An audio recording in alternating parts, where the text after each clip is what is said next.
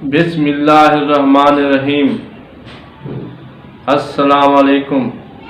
ہمارا آج کا ٹاپک ہے قرآن اور تخلیق کائنات پارٹ 5 اور یہ آخری حصہ ہے۔ ہم پچھلی 4 ویڈیو کی گفتگو کو مختصر دہرا لیتے ہیں کہ کائنات کی تخلیق حادثہ نہیں بلکہ اللہ تعالیٰ کے منظم سائنسی قوانین ہیں۔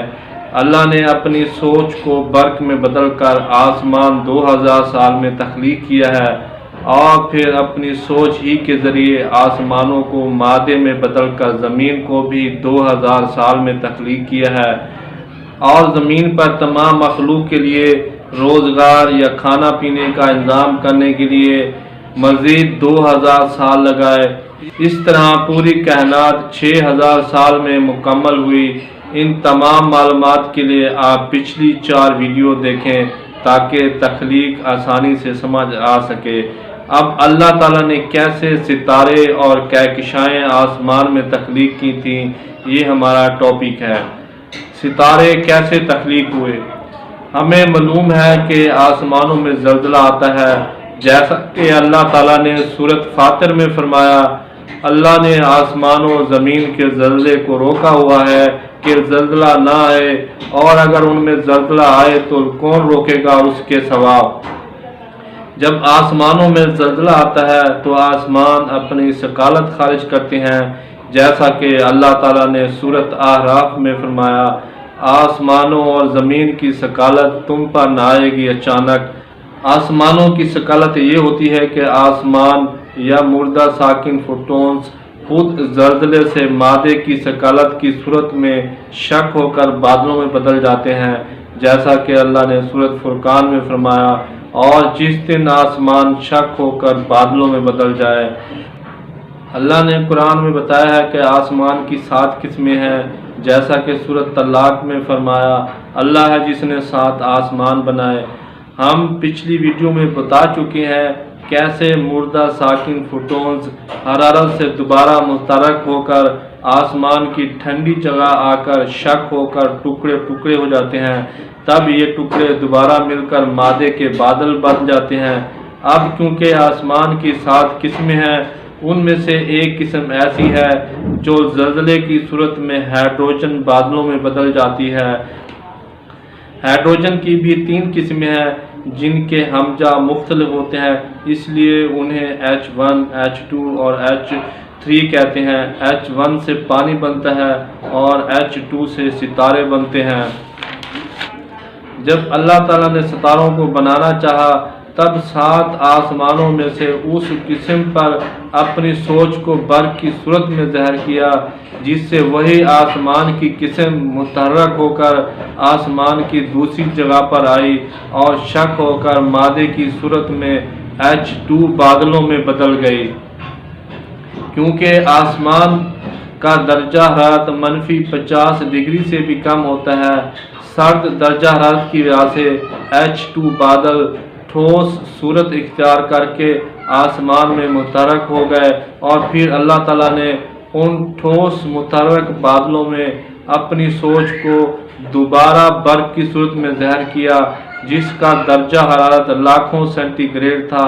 تب H2 ہائیڈروجن کے بادل خود بخود اس حرارت سے جل اٹھے اور فیوژن کا عمل شروع ہو گیا۔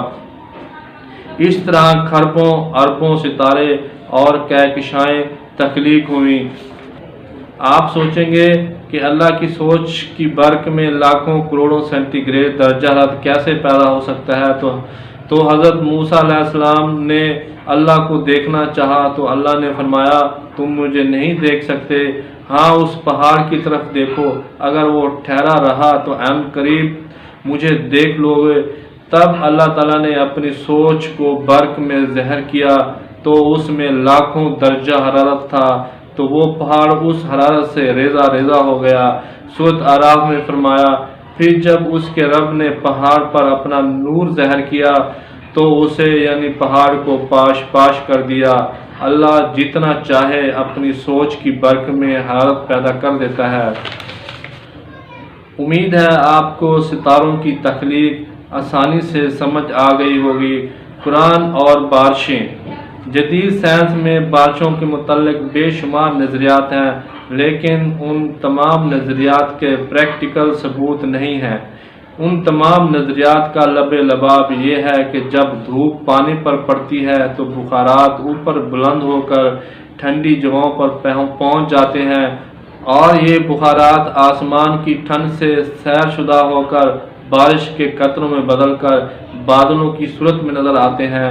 لیکن اللہ تعالیٰ اور رسولوں نے فرمایا بادل آسمان کے ٹکڑے ہیں، اور منکرین کافر رسولوں کی ہنسی اڑاتے ہوئے مذاقاً پیغمبروں کو کہتے تھے ہم پر آسمان کے ٹکڑے گرا دو اگر تم سچے ہو، جیسا کہ سورۃ روم میں فرمایا اللہ بھیجتا ہے ہوائیں بادلوں کی تاثیر والی، پھر پھیلا دیتا ہے آسمان میں جیسا چاہے، پھر اس کے ٹکڑے ٹکڑے کرتا ہے تو دیکھے اس کے بیچ سے بارش ہوتی ہے۔ کیونکہ آسمان اور ہوائیں ایک ہی چیز ہے، اس لیے اللہ تعالیٰ نے سورۃ طور میں فرمایا اگر آسمان کے ٹکڑے گرتے دیکھیں تو کہیں تہ بتہ بادل ہیں، اور سورۃ شورى میں فرمایا بے شک ہم تمہیں جھوٹا خیال کرتے ہیں تو ہم پر آسمان کے ٹکڑے گرا دو اگر تم سچے ہو۔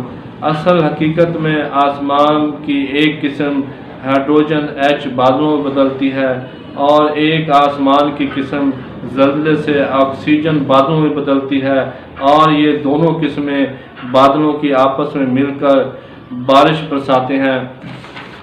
آسمان یا ہواؤں میں زلزلہ کس درجہ حرارت پر آتا ہے؟ جب سورج کی حرارت زمین پر پڑتی ہے تو زمین کی گرمی سے زمین کے ساتھ والا آسمان بھی گرم ہوتا ہے، تب آسمان یا ہوائیں اوپر بلند ہو کر جہاں پہنچتی ہیں وہاں کا درجہ حرارت تقریباً 3 سے 7 ڈگری ہوتا ہے۔ اس درجہ حرارت پر آسمان شک ہو کر بادلوں میں بدل جاتا ہے۔ 1 سے 0 سینٹی گریڈ پر ہائیڈروجن اور آکسیجن کے ایٹم آپس میں ملاپ کر کے پانی بنتے ہیں۔ اگر درجہ حرارت مزید کم ہو جیسے 0 سے منفی، تب یہ پانی کے قطرے اولے یا برف باری میں بدل جاتے ہیں۔ پہاڑوں پر اکثر درجہ حرارت سرد ہوتا ہے، اس لیے وہاں زیادہ برف باری ہوتی ہے۔ اوس اور شبنم اور کوہر اور پانی۔ اگر ہم آکسیجن اور ہائیڈروجن H1 کے مکسچر کو 5 تا 1 سینٹی گریڈ تک ٹھنڈا کریں گے تو فوراً پانی کے مالیکول بننے لگیں گے۔ آسمان سے بننے والے آکسیجن اور ہائیڈروجن کے بادلوں کو جب 1 سے 5 سینٹی گریڈ درجہ حرارت حاصل نہیں ہوتا ہے تب وہ بادل آسمان میں مکس ہو کر آسمان کا حصہ بن جاتے ہیں اور نظر نہیں آتے۔ انہی مکس ہونے والے بادلوں کی وجہ سے ہماری فضا میں آکسیجن اور ہائیڈروجن ایٹم موجود ہوتے ہیں۔ خاص کر سردیوں میں جب آکسیجن اور ہائیڈروجن کے ایٹموں کو 5 سے 0 سینٹی گریڈ کا درجہ حرارت فضا کی جتنی بھی بلندی پر حاصل ہوتا ہے تو وہاں پر فوراً شبنم یا اوس یا کوہر بننے لگتی ہے۔ پہاڑوں کی بلندی پر اس لیے آکسیجن کی کمی ہوتی ہے کیونکہ وہاں زیادہ تر درجہ حرارت 5 سے منفی سینٹی گریڈ ہوتا ہے، اس لیے وہاں فضا میں موجود ہائیڈروجن اور آکسیجن پانی بن جاتی ہے اور آکسیجن کم ہو جاتی ہے۔ شدید ترین گرمیوں میں اے سی کیوں صبح سے شام تک لیٹروں کے حساب سے پانی دیتا ہے؟ کیا ہم اے سی میں پانی ڈالتے ہیں؟ کیونکہ فضا میں آکسیجن اور ہائیڈروجن موجود ہوتی ہے۔ اے سی باہر سے ہوا کھینچتا ہے تو اے سی کی ٹھنڈک سے ہائیڈروجن اور آکسیجن کے ایٹم مل کر پانی کے مالیکول بناتے ہیں۔ اگر ڈیپ فریزر کے دروازے میں تھوڑی سی خلا رہ جاتا ہے تو ہوا اندر داخل ہوتی ہے اور ہوا میں موجود ہائیڈروجن اور آکسیجن فریزر کی ٹھنڈ کی وجہ سے پانی کے مالیکول میں تبدیل ہونے لگتے ہیں اور فریزر کی تہہ پر برف جم جاتی ہے۔ کیونکہ فریزر کا درجہ حرارت 5 سے کم 0 سے منفی سینٹی گریڈ ہوتا ہے۔ ناظرین، یہاں آ کر تخلیق کائنات کا اختتام ہوا۔ امید ہے آپ کو ضرور پسند آئے گی۔ پلیز ہمارے چینل تشکیل جدید ٹی وی کو سبسکرائب کریں، ویڈیو کو لائک کریں، کمنٹ کریں۔ تمام تعریفیں اللہ تعالیٰ کے لیے ہیں۔ شکریہ۔ خدا حافظ۔